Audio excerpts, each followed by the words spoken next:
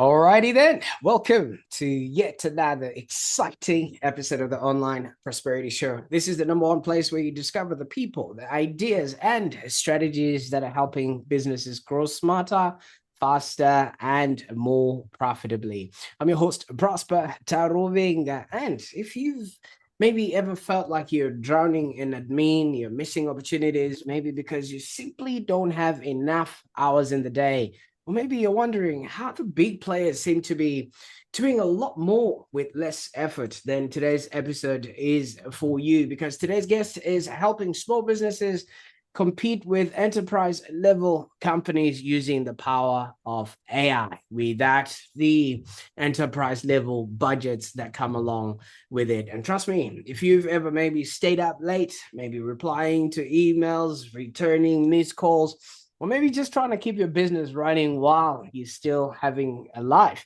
you're going to want to share this episode with a friend or keep it to yourself. But make sure you're subscribed first, because you don't want to miss out what's coming next.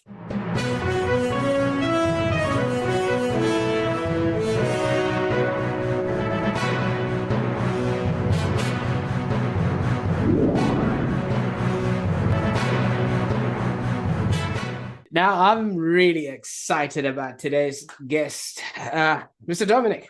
Welcome to the show. Thank you, Prosper. It's great to be here. Good morning to you too. Absolutely. Now, for those that are meeting Dominic for the very first time, let me take you from under that internet rock you've been hiding under.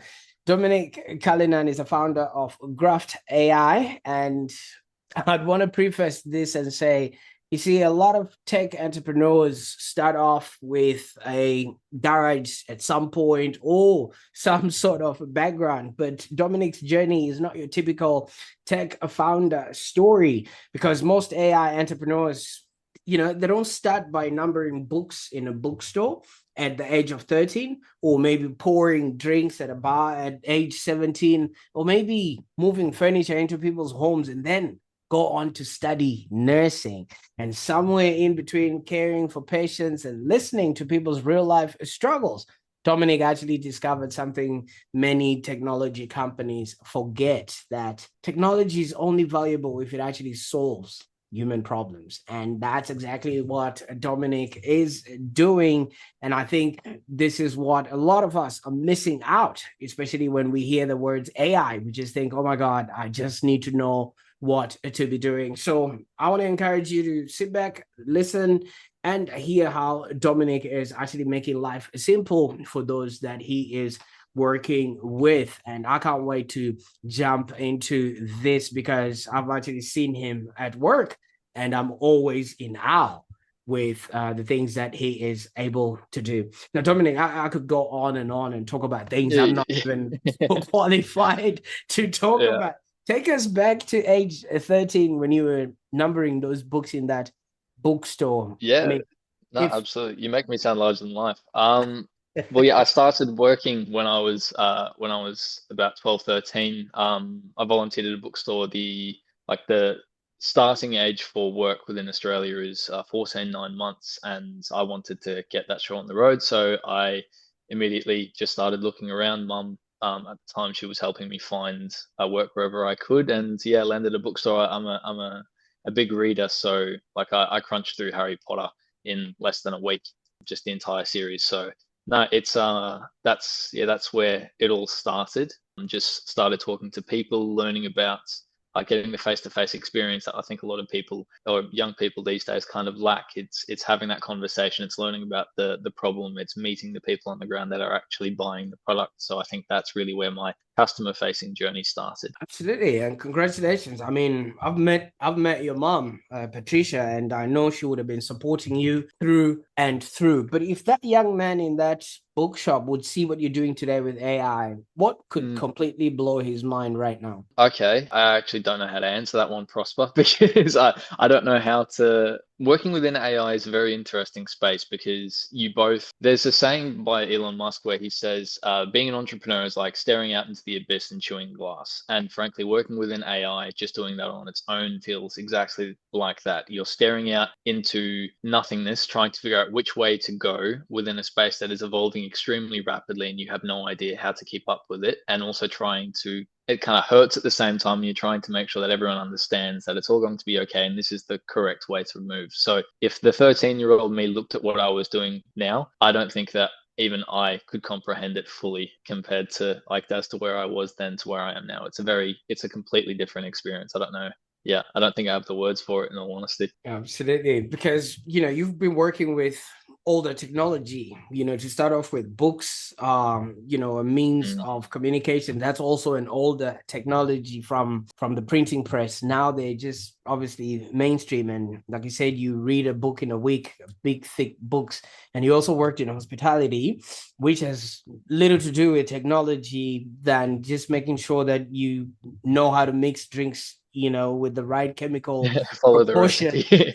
And also furniture removals and nursing. Not a lot of technology is involved in that. And most people would say these jobs have got nothing to do with AI, but I think you were learning something along the journey. What did these early jobs, instill in you that you now use every day in business? Yeah, well, entirely within business, you kind of realize pretty quickly that it's about the people, right? So all of the customer facing roles that I've had from bartending, bookstores, aged care, healthcare, everything front to back has entirely been centered around the person, and that's the only thing that matters at the end of the day. It's the customer experience. It's are they going to like you enough, trust you enough, and want to buy your product to the point where they know that they're going to get a return on investment. So having an extremely customer focused way of dealing with businesses or even providing value to businesses ensures that they're going to get that return on investment because they trust you to deliver it. So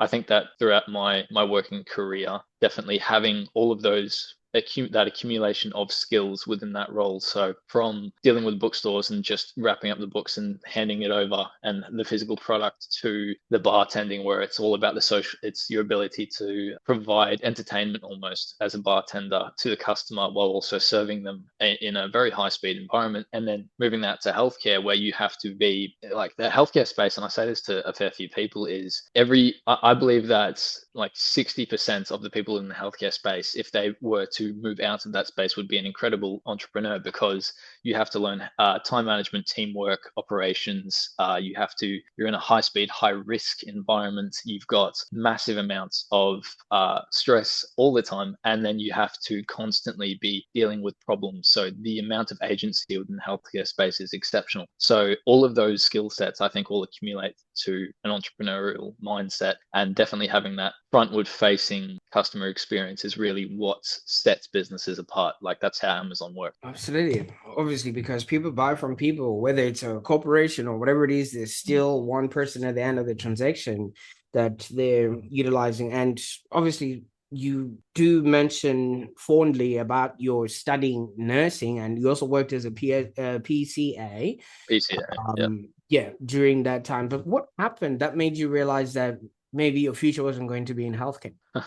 I met my partner now, who's Swedish. I lived overseas for a little over 12 months. I did Poland for 2, Sweden for about 10, and then I traveled around Europe I was in and out of London, Prague, and no, it's just that's Sweden. And then I'd been already working within the healthcare space. I moved overseas and I was thinking, okay, well, I can take nursing or healthcare anywhere. So when I arrived in country and then I applied for all of these roles and they wouldn't hire me, that was a bit of a shock because it's okay, well, you still need to pay rent, you still have a place to live and bills to pay. So when I couldn't find work within the space and I was really struggling to figure out what was the next direction, I had to basically take that agency and find the path. So I looked into digital marketing, sales, funnel building, social media, ads, etc. And all of those were fantastic skill sets, but without experience, as they were already developed fields, it's very difficult to sell something like that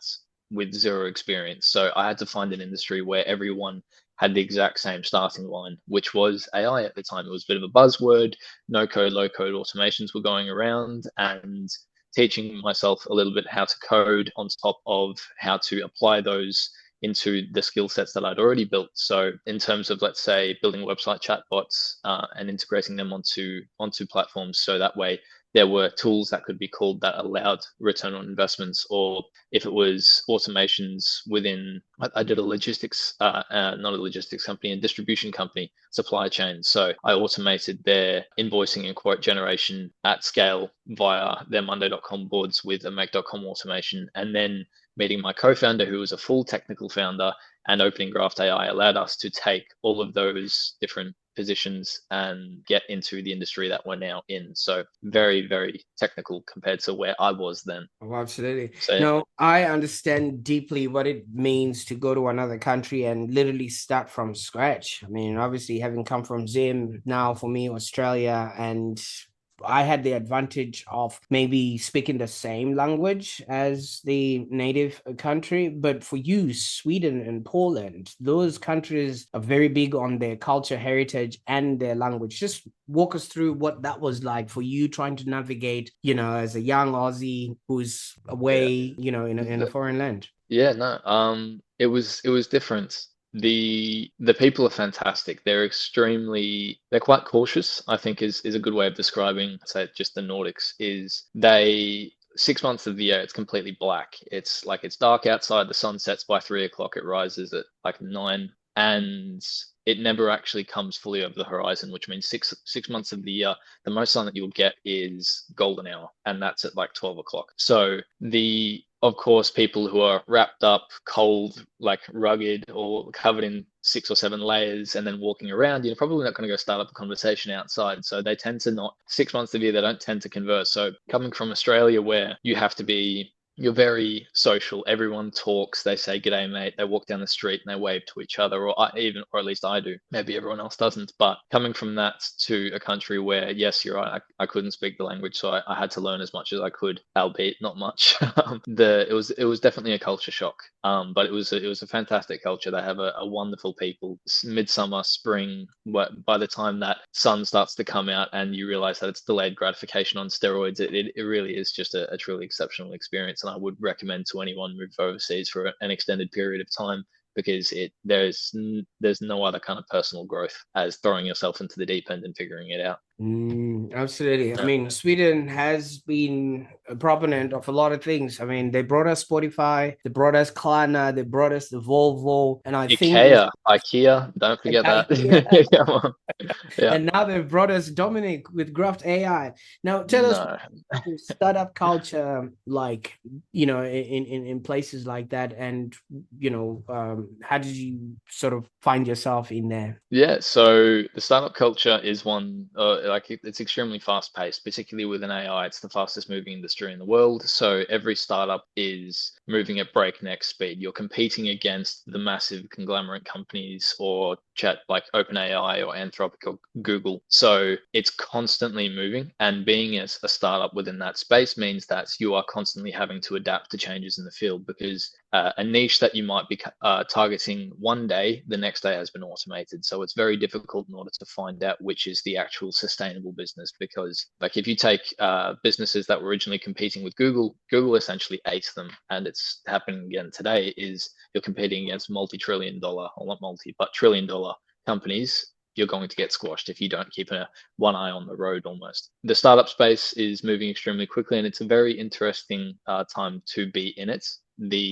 We're developing several solutions at the moment which have a significant moat to get into. So it's not just anyone's capable of automating these. We're looking at automating small business, in that we can provide marketing solutions at scale for small businesses, so that way they can basically grow online faster, but in terms of business models within the startup space. Like there's other models where they're basically trying to automate the people within the business in order to create them as assets. So it's almost like a business brain where all the data that a business owns becomes an asset, is stored locally or on a cloud somewhere, and then AI agents run directly off of that. So they have almost, not quite, but as close to a real-time feedback as possible. So there's a lot of different business models within the AI space, particularly in businesses that are launching, and startups. You don't make moves quickly without significant funding. It's very interesting. Absolutely. Now, you mentioned that you're creating a few AI solutions, and Mm, obviously, solutions are there to solve problems. Now, I've seen and heard you say that small businesses don't actually have a marketing problem or a technology problem, they mm. have a capacity. The entrepreneur and the CEO, they have to be finance guy or lady. They have to work through the human resources department. Like it's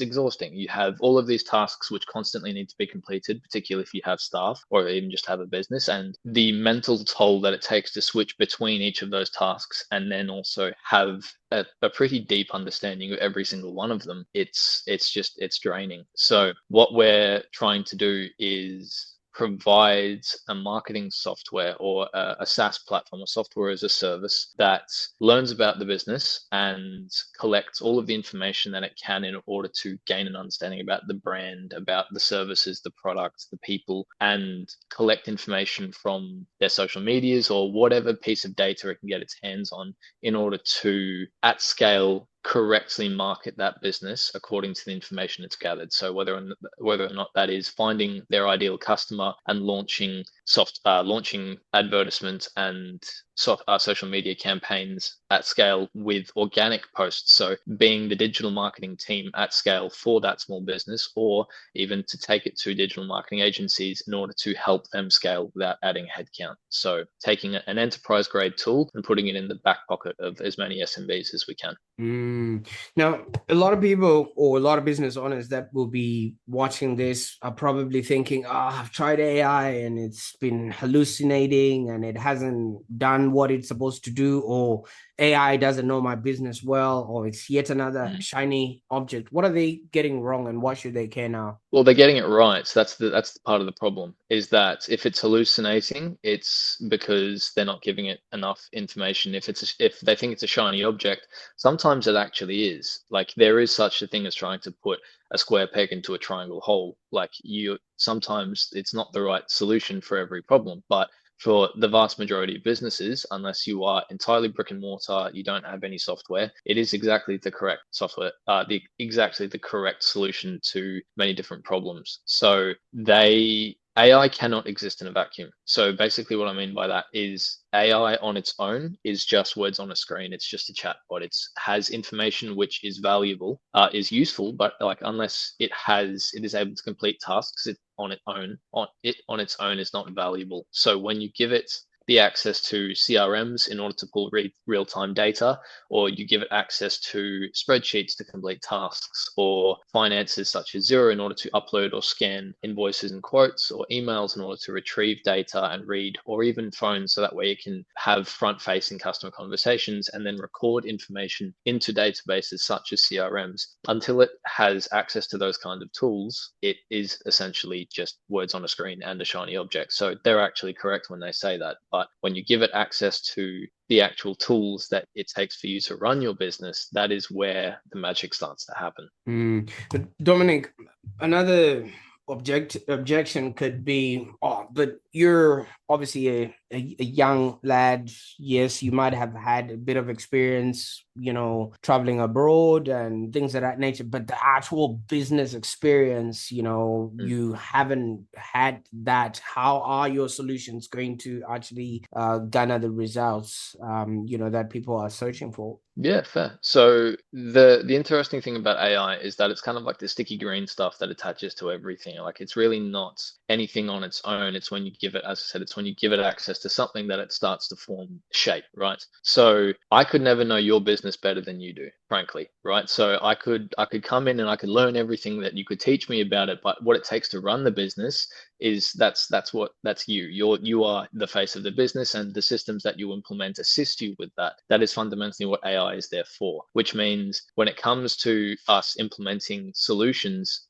the holistic part of our business model is trying to learn as much about what you do as possible, working with you in a customer facing role face to face and getting on the ground, hands in the mud, building something. That is what sets us different. We're not trying to sell single solutions. We're trying to sell retrofitted custom solutions, which work directly to the problem that you're trying to solve. We're not trying to solve it. We're providing you with the solution. You're the one trying to solve it, and you're teaching us how to build it. So in terms of the business, granted, yes, I'm 23, and frankly, I probably know a lot more than I look, but I love to learn, and I think that's really what sets me apart. So despite being quite young, I'm always on the move, and yeah, within the past less than 12 months, I now own a software company and an AI agency, both in the fastest moving industry in the world. So I'll get there regardless. Absolutely.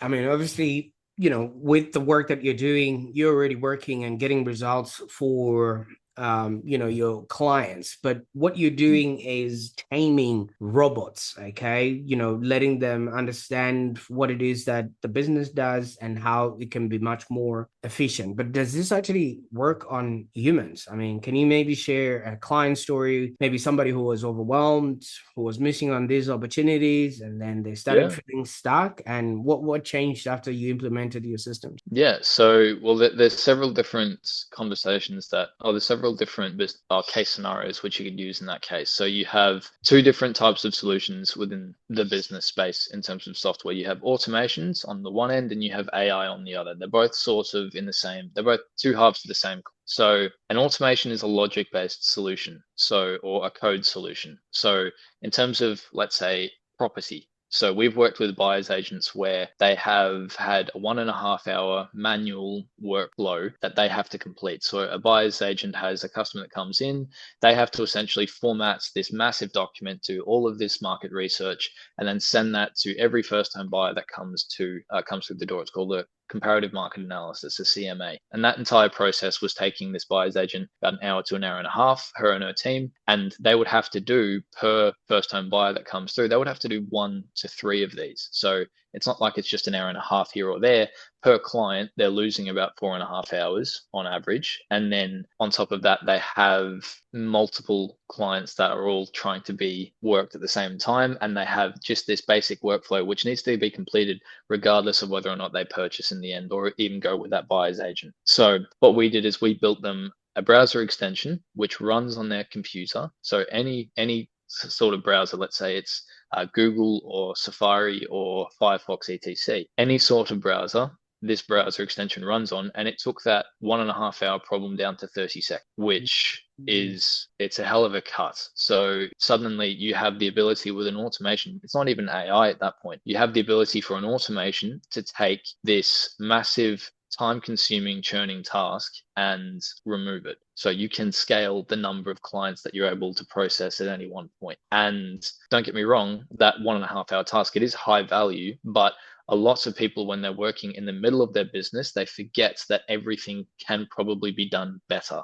And that's what makes business owners fantastic, is they have a lot of agency. They're always trying to improve, make things faster. How do I get an extra 10 minutes or hour or 2 hours on the weekends? That way I can spend time with my family or direct that time towards something else, right? But automation provides an extremely valuable space to make that process less time consuming. In terms of AI, we've built entire SaaS platforms where, as I said, the Pava, the marketing software we're building, it automates marketing for SMBs. It's via natural conversation. So you are talking to it and it's learning about your business. In terms of even, let's say, a trade, the furthest industry that you would expect to require an AI solution. We've built invoicing software and quoting software, which can be done via natural conversation on site. So you take your Claude account or your ChatGPT and you can speak into it, and it will invoice or quote that job on site with a custom template that is which is standardized across quotes. Another one would be, or should I continue, or am I sort of rambling at this point, Prosper? Absolutely. I'm enjoying this. Yeah, yeah. Yeah, no, fair. Okay, so another one would be an electrician. So solar installer has thousands of active installations across Melbourne. And what he basically finds is that whenever one of those installations breaks, they're calling him. They're not calling his admin team. They're not calling his overseas engineer. They're calling him, which makes him the bottleneck for every single thing that breaks. Now, the solution there is you put an AI agent on the back of that phone number that all of those people are calling, and then it tries to solve the problem on the client side. If it can't, then it generates, it takes all the context. It says, okay, look, we need to get installers on site on this date. Takes all the information that it has, it books a meeting, it sends a Stripe payment link for the call out fee. It does all of the initial legwork that the overseas engineer who's using a ChatGPT to generate a site map, regardless. So it takes all of the information that he would have to work with, it speeds it up, and then it works 24/7 through the night. And like, it's a phone system that works across your team, integrates directly into your CRM, and is available at all times. So emergency service phone systems is another thing that we built as well. See, from what I'm hearing, you're not just building AI systems, you're actually giving these small, medium businesses, their evenings, their weekends, and just peace of mind back. Because if all of that can be done and they no longer become the bottleneck, then that means all transactions and all work is being processed without them having to be physically present. It means that they can work on the next high value task as well. Maybe they've got a list of, as every business owner has, a list of 20 to 30 things that need to be done every day, and 15 of them don't get done. Giving an extra 3 or 4 hours wherever possible, or in that case, 10 hours back to the business owner, that's invaluable time. You see, what I like about what you're talking about here is you've actually spent years learning how to care for people before you started building technology. And other AI founders, they do it backwards. First, they think of the technology and then think about people later. And I think you've learned to listen first and then solve second. And I probably think this is why your AI feels a little bit more human than most technology solutions on the market at the moment. Appreciate it. Absolutely. Now, yeah. I mean, obviously, if we keep looking at, the market that you're going into, a lot of people, I don't know, maybe you've heard it or you haven't, but I've heard this statement a lot, especially amongst Australians. And they always say, should be all right, mate. Should be all right. Everything will solve, will solve itself out, But what will happen to small businesses maybe over the next 5 years if either they embrace AI, or what will happen if they ignore it? If they embrace it or they ignore it. If they ignore it, nothing will change. That's the immediate thing. If they ignore it, plumbers will still be plumbers, electricians will still be electricians. 80% of the world's income is made online, but 98% of businesses in Australia, small business, and most of them are service providers. So if they ignore it, frankly, nothing will really change. The way that people interact with business may change for some, but for the vast majority, it will just be business as usual. For those that implement it, it's like, Prosper, if you had two of you, you would be able to work significantly faster. It's when you hire somebody, you're bringing them on to complete a task which is excess work that you can't complete. It's scaling, right? When you offboard work to a VA overseas, same thing. When you provide an AI with a task to complete and parameters to work within, it's like hiring an entire, like maybe 200 people or 1,000 or 1,000,000, depending on how hard you want to hit it. And it costs a fraction of what it would to run that AI, not to install it, obviously, but to run that AI. It costs a fraction what it would in order to, well, compared to, let's say, the salary of 2 or 3 different people. So hiring a receptionist, for example, costs, depending if it's an agency receptionist, up to 27,000 a year. For simply running an AI receptionist, you're looking at maybe $500 a month. And with a system that works well, it's significantly easier to use that than have to worry about calling someone, or sorry, people calling you while you're in the middle of a meeting with someone else, or constantly having your phone next to you, even on weekends. If you're within the trade space as well, a lot of them have emergency services, which means at 2 a.m. you have to have a staff member on with night shift hours, and then they have to have location, they have to have specific training. There's a lot of different services and every application for AI which can be custom fitted into that problem. So if for those that implement it correctly, it's just leverage. It's like hiring a staff member, but it's at cost significantly cheaper, at scale significantly easier, and yeah, I would say that is the distinct advantage which it gives you is infinite leverage. Absolutely. I mean, obviously, there's advantages to that and things of that nature, but we are a nation that is, predicated on people actually working and contributing to the tech system. So, if AI is going to be taking all of those jobs, what would happen to the rest of everybody else who's supposed to be working towards building the nation? It's an interesting point that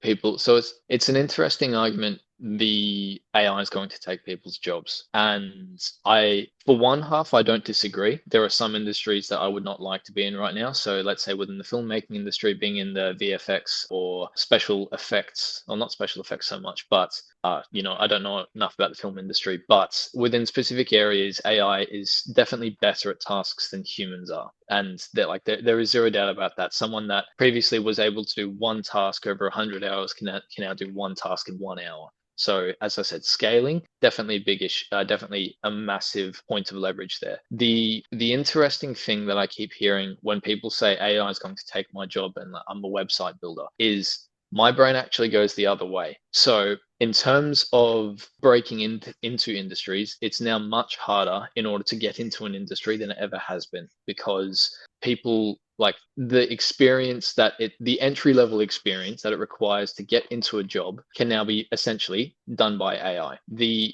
interesting part about it is the experience of the people who are already in an industry. That experience is now invaluable because no one will ever have it again. So if you're a website builder, and let's be real, like building a website it's not that difficult, then suddenly someone who is 20 years in the industry building websites for high-end clients or mid to range clients, they can suddenly have quality, speed, and cost all delivered at scale at a fraction of the cost it took for delivery previously, which to me, whenever someone says I'm a website builder and AI is taking my job, I go the other way. I think your job has never been easier. You can now deliver and focus on the client's experience to make sure that your brand grows exponentially because you're capable of suddenly delivering custom sites at scale with a quality and experience that no one will ever have again. So yes and no to answer that question, Prosper. It's both. It's both industries will suddenly be disappearing and also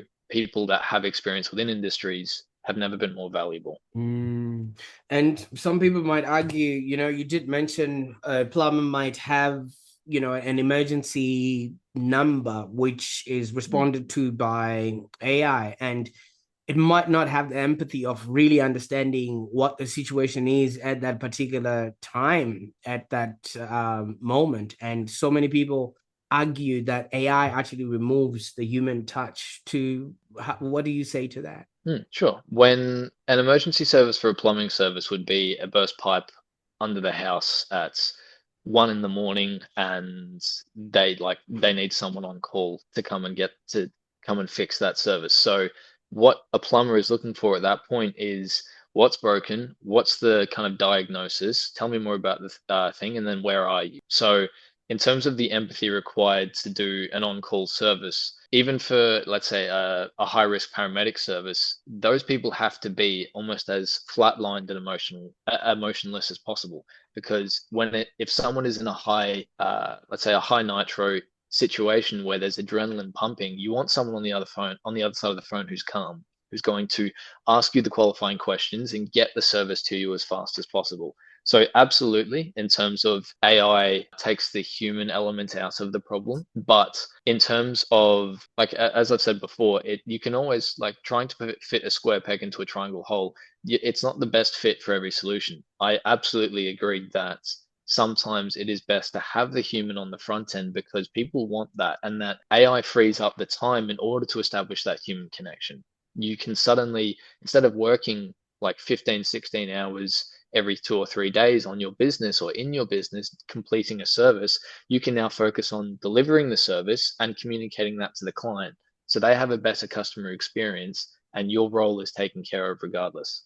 So there is a fine line where AI should and should not be implemented, but yeah, I don't think that it is as black and white as AI should not be implemented. And talking about implementing, obviously, when it comes to technology, there's always updates, upgrades, and Mm. just keeping up with the fast pace that you've been talking about. So does that mean if a small to medium business implements AI into their system, they constantly need to now have somebody like yourself on call to make sure that you're also updating and upgrading the system so that it's compatible to whatever it is that you have installed within their business? No, because if you are on any kind of agency or retainer, you're already paying some sort of royalty to that business in order for them to maintain and be on call and provide support ticketing. If someone is charging you per invoice, charging you per quote, charging you per ticket, and then charging you per fix,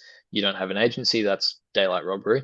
And the only thing that you're really going to need once an AI solution that works is installed is frankly if you're paying them 500, 1,000, 2,000, $200 a month, whatever you're paying them, that should cover the upkeep for them. So I frankly no. Absolutely. But also on the other end, does having AI mean that you're now the most productive business, in your niche? For me or for just a typical I small mean, if a business business, service provider? does more software or more AI equal more productivity? When applied correctly. So it's same thing again, trying to fit the square peg into the triangle hole. It's you're not within our service delivery, we do an assessment or we partner with people that can do the assessment for people at scale at cost. And what that finds is the three biggest bottlenecks that we can implement into. So the three biggest problems that when if AI was to be fitted into them, that problem goes away and then some. So it is what is the most effective return on investment that we can give to somebody. So that way, when that problem is gone, they have a measurable improvement. With that, it's it's an interesting question. No, AI isn't for every problem. Like that's really all it comes down to. You don't need a $200,000 system for a simple automation. Like you don't need it's like putting a doorman or a revolving door. Like there's both the same problem. The door needs to open and move, but does it require someone at the door sitting there opening and closing? It depends. Is it a really high-end luxury thing? Do they want that personalized touch? It really depends on the solution or the problem really that needs to be solved and the people and the meaning of the business, the brand of the business. Do you want that personalized touch or do you want something that just works? Do you need something that is high end or do you just need it to complete the task that it's given? There are a lot of different ways to skin a cat. So excuse the morbid the morbid saying, but that really is what it comes down to. Absolutely. Now, for those that are watching, I mean, obviously you can tell what Dominic represents is bigger than artificial intelligence. I mean, his story is about solving the oldest problem in business. A lot of us are trying to scale or grow our businesses, but we don't want the sacrifice that comes along with it, sacrifice of your time, your effort, and everything else that you put in there, because many business owners would have started their business for freedom and accidentally they build themselves yet another job. So I think what Dominic is representing is challenging that reality that you too can do and have a business that's profitable and enjoyable. Now, Dominic, if people are watching this and they're keen to find out more about the way you operate and how you work, where can they go to on the internet to find how to get in touch with you? Yeah, absolutely. So we're launching a newsletter. It actually comes out every Wednesday, Prosper. I don't think you're on it yet. We're launching a newsletter where we're essentially trying to provide as much value to small businesses as we can. And we're carrying that over into webinars. We've got one that is being hosted on the 17th of June in the afternoon of Wednesday, the 17th of June. And we're just trying to provide as much value to small businesses or to staff even as we can to educate them on how AI can be leveraged within their day-to-day, within their workflows, and not just like ChatGPT and prompting courses, but actually how to provide AI with access so that way it complete tasks. So actual return on investment is what we're trying to shoot for. So if I was to say anything, Prosper, yeah, I'd say come to our webinars and see what we do, because we're pretty damn good at it. Absolutely. I'll make sure that all those links are in the show notes so that people can actually get started, on their journey there.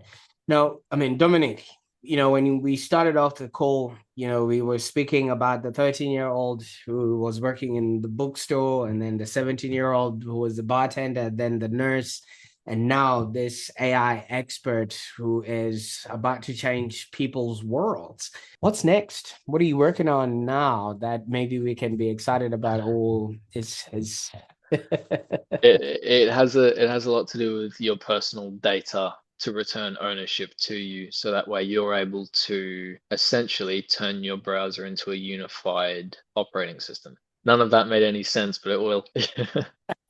Yeah, that's we're taking that to venture capitalists at the moment. Absolutely. That's the next thing that we're working on. I can't wait to see all of that coming to fruition and things of that nature. But I really appreciate what it is that you're doing and all the lessons that you have shared with us today, and the ones you're going to be sharing in your newsletter.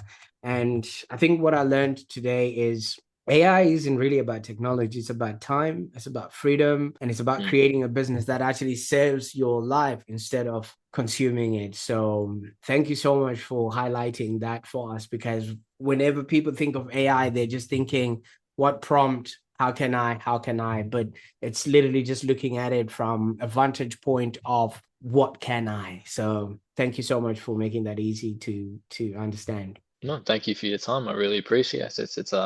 Thank you for inviting me on the show. It's been a great conversation, and thank you for the questions. Absolutely, Dominic. Now, for those that are watching right now, obviously you have noted that Dominic's journey from the bookstore worker, bartender, furniture removalist, and nurse, and then now the founder of Graft AI, just reminds us that sometimes the most powerful innovations come from people who actually understand people first. So if today's conversation really helped you see a new possibility in your business, I encourage you to get in touch with Dominic, or share this with somebody who is overwhelmed, stretched thin, or struggling to keep up with the demands of growth.